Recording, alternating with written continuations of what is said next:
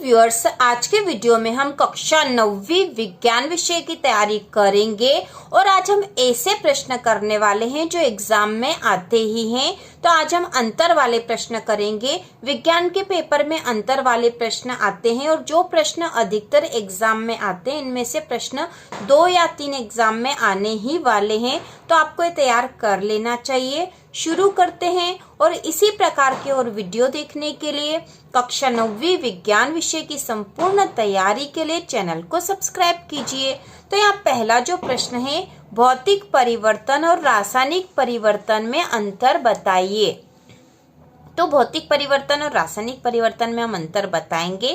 पहला है, भौतिक परिवर्तन में पदार्थ के भौतिक गुणों में परिवर्तन होता है और रासायनिक परिवर्तन में हम लिखेंगे रासायनिक परिवर्तन पदार्थ के रासायनिक गुणों में परिवर्तन होता है।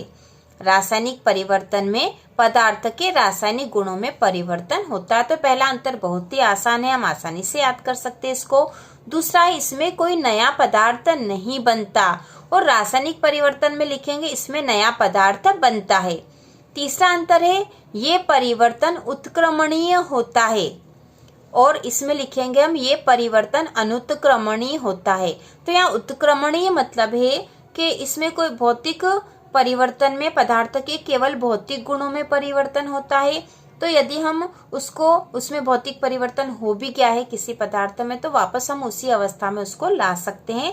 जबकि रासायनिक परिवर्तन में उसके रासायनिक गुणों में परिवर्तन हो जाता, नया पदार्थ बनता है, तो वापस से जो पुराना पदार्थ है वो वापस नहीं बन सकता, वो वापस हमें नहीं मिल सकता। इसलिए हमने कहा कि अनुत्क्रमणीय होता है।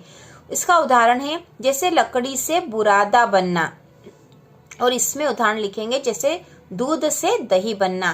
तो ये पूरा जो अंतर वाला प्रश्न है बहुत ही आसान है और आप ऐसा एग्जाम में लिखोगे तो आपको पूरे में से पूरे अंक प्राप्त होंगे। यदि ये प्रश्न जो 2 नंबर में आता है तो आपको केवल 2 ही अंतर लिखना चाहिए। यदि 4 नंबर में आएगा तो आपको पूरा ही लिखना है, तो पूरे अंक प्राप्त हो जाएंगे। इसके बाद जो अगला प्रश्न है, वेरी इंपॉर्टेंट, मिश्रण और यौगिक में अंतर बताइए। तो मिश्रण और यौगिक में अंतर हम लिखेंगे यहाँ पर। तो पहला अंतर है, मिश्रण में 2 या 2 से अधिक शुद्ध पदार्थों के द्वारा बिना रासायनिक क्रिया के निर्मित पदार्थ मिश्रण होता है। 2 या 2 से अधिक शुद्ध पदार्थों के द्वारा बिना रासायनिक क्रिया के निर्मित पदार्थ मिश्रण होता है। और यौगिक में हम लिखेंगे 2 या 2 से अधिक तत्वों के रासायनिक क्रिया से निर्मित पदार्थ यौगिक होता है। तो ये पहला अंतर है इन दोनों का। और यह जो अंतर है, यदि ऐसा प्रश्न आता कि मिश्रण किसे कहते हैं, उसमें भी हम लिख सकते हैं कि 2 या 2 से अधिक शुद्ध पदार्थों के द्वारा बिना रासायनिक क्रिया के निर्मित पदार्थ मिश्रण होता है। और यदि यौगिक किसे कहते हैं ऐसा आता तो हम यह लिख सकते हैं, यौगिक वाला जो अंतर है पहला, उसको 2 या 2 से अधिक तत्वों के रासायनिक क्रिया से निर्मित पदार्थ यौगिक होता है। इसके बाद जो दूसरा अंतर है, इसमें घटकों के गुण विद्यमान होते हैं।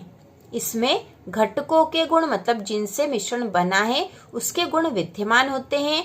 और यौगिक में हम लिखेंगे इसमें घटकों के गुण विद्यमान नहीं होते। इसके बाद तीसरा अंतर है, इसे घटक पदार्थों में भौतिक विधियों द्वारा पृथक किया जा सकता है। और इसमें है, इसे घटक तत्वों में भौतिक विधियों द्वारा पृथक नहीं किया जा सकता। इसके बाद जो अगला अंतर है वह है पादप कोशिका और जंतु कोशिका में अंतर बताइए। तो हम यह अंतर याद करेंगे, बहुत आसान है। हम इसको 1 या 2 बार पढ़ लेंगे तो हमें आसानी से याद हो जाएगा।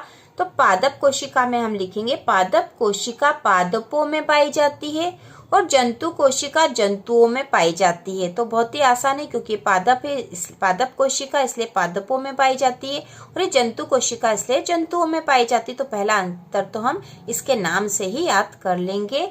इसके बाद पादप कोशिका में हम लिखेंगे इसमें हरित लवक होता है, इसमें हरित लवक होता है। और जंतु कोशिका में इसमें हरित लवक नहीं होता।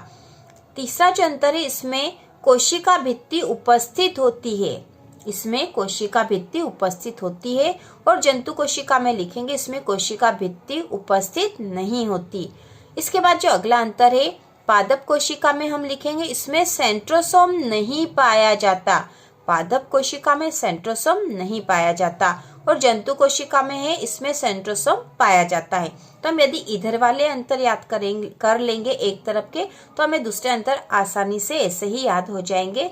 जैसे पादप कोशिका पादपों में पाई जाती है तो हम जंतु में लिख देंगे जंतुओं में पाई जाती है। पादप कोशिका में हम लिखेंगे इसमें हरित लवक होता है, तो इसमें लिखेंगे इसमें हरित लवक नहीं होता। तीसरा जो अंतर इसमें कोशिका भित्ति उपस्थित होती है, तो जंतु कोशिका में लिख देंगे इसमें कोशिका भित्ति उपस्थित नहीं होती। चौथा जो है इसमें सेंट्रोसोम नहीं पाया जाता, तो जंतु में हम लिखेंगे इसमें सेंट्रोसोम पाया जाता है। तो एक तरफ के याद कर लेंगे तो दूसरी तरफ के हमें आसानी से याद हो जाएंगे। इसके बाद अगला अंतर है प्रोकैरियोटिक व यूकेरियोटिक कोशिका में अंतर। तो यह अंतर हम देखेंगे प्रोकैरियोटिक कोशिका और यूकेरियोटिक कोशिका। तो प्रोकैरियोटिक कोशिका में इसका आकार छोटा होता है और यूकेरियोटिक कोशिका इसका आकार बड़ा होता है। दूसरा अंतर है इसमें केंद्रीय पदार्थ बिखरा हुआ होता है, इसमें केंद्रीय पदार्थ बिखरा हुआ होता है, जबकि यूकेरियोटिक कोशिका में इसमें केंद्रीय पदार्थ नाभिक की झिल्ली द्वारा घिरा होता है। तीसरा अंतर है झिल्ली युक्त कोशिका अंगक अनुपस्थित होते हैं और यूकेरियोटिक में हो जाएगा झिल्ली युक्त कोशिका अंगक उपस्थित होते हैं। तो प्रोकैरियोटिक और यूकेरियोटिक कोशिका में अंतर है, बहुत ही आसान है। प्रोकैरियोटिक में हम लिखेंगे इसका आकार छोटा होता है, इसमें केंद्रीय पदार्थ बिखरा हुआ होता है और तीसरा इसमें झिल्ली युक्त कोशिका अंगक अनुपस्थित होते हैं। यूकेरियोटिक कोशिका में है इसका आकार बड़ा होता है, दूसरा है इसमें केंद्रीय पदार्थ नाभिक की झिल्ली द्वारा घिरा होता है और तीसरा अंतर है झिल्ली युक्त कोशिका अंगक उपस्थित होते हैं। इसके बाद अगला प्रश्न है चाल और वेग में अंतर बताइए। चाल और वेग में अंतर बताइए, तो हम इसको याद कर लेंगे। किसी वस्तु द्वारा प्रति इकाई समय में तय की गई दूरी को चाल कहते हैं। किसी वस्तु द्वारा प्रति इकाई समय में तय की गई दूरी को चाल कहते हैं। और वेग में हम लिखेंगे एक निश्चित दिशा में वस्तु के कुल विस्थापन को वेग कहते हैं। एक निश्चित दिशा में वस्तु के कुल विस्थापन को वेग कहते हैं। ठीक है, चाल और वेग का पहला अंतर बहुत ही महत्वपूर्ण है, यह हमें याद होना चाहिए। किसी वस्तु द्वारा प्रति इकाई समय में तय की गई दूरी को चाल कहते हैं और एक निश्चित दिशा में, ठीक है, वेग में दिशा निश्चित होती है, एक निश्चित दिशा में वस्तु के कुल विस्थापन को वेग कहते हैं। चाल एक अदिश राशि होती है और वेग एक सदिश राशि होती है। चाल जो है अदिश है, इसमें दिशा नहीं होती और यहाँ पे दिशा थी इसलिए यह सदिश राशि होती है। तीसरा अंतर है वस्तु की चाल का परिणाम सदैव धनात्मक होता है। वस्तु की चाल का परिणाम सदैव धनात्मक होता है। और वेग में हम लिखेंगे वेग का परिणाम धनात्मक, ऋणात्मक या शून्य हो सकता है। ठीक है, वेग का परिणाम धनात्मक, ऋणात्मक या शून्य हो सकता है। अब यहाँ पे चौथा अंतर में हम इसका सूत्र लिख देंगे, चाल बराबर दूरी बटा समय और वेग बराबर विस्थापन बटा समय। तो चाल और वेग का अंतर है, बहुत ही आसान है, एक या दो बार पढ़कर हम इसको याद कर सकते हैं और अधिकतर एग्जाम में यह प्रश्न पूछे जाते हैं। इसके अगले वीडियो में फिर से हम अंतर वाले ही प्रश्न याद करेंगे और इस प्रकार 9वीं विज्ञान के जो भी अंतर वाले प्रश्न है, जो जो इम्पोर्टेंट है एग्जाम में आते ही हैं, वो सारे हम तैयार कर लेने वाले हैं। तो इसी प्रकार के और वीडियो देखने के लिए कक्षा 9वीं विज्ञान विषय की संपूर्ण तैयारी के लिए चैनल को सब्सक्राइब कीजिए।